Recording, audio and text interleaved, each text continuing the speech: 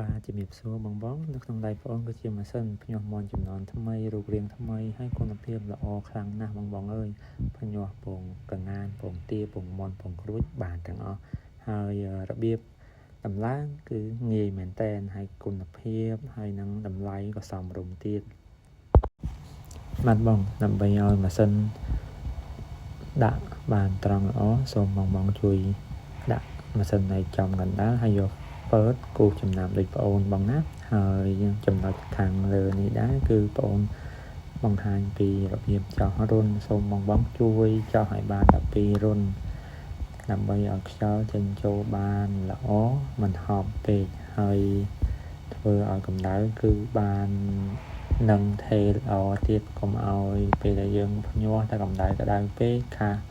ពងមាន់យើងអស់ហើយបើកម្ដៅទាបពេកក៏ពងមាន់យើងញាស់អត់បានល្អដែរ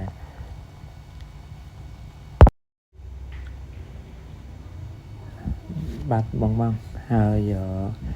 សម្រាប់វិធីភ្ញាស់សូមបងជួយអានព័ត៌មានលម្អិតនៅក្នុងกระดาษណែនាំបងណា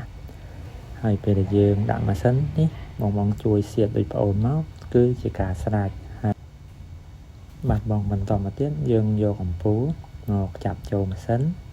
ហើយខ្សែខ្មៅហ្នឹងគឺជាខ្សែវាស់សីតុណ្ហភាពបងជួយយកកស៊ូចងនៅនឹងឈើវែងដូចប្អូននេះមកណាហើយដោតទៅចំកណ្ដាលធុងមកបងដើម្បីឲ្យវាស់សីតុណ្ហភាពបានត្រឹមត្រូវ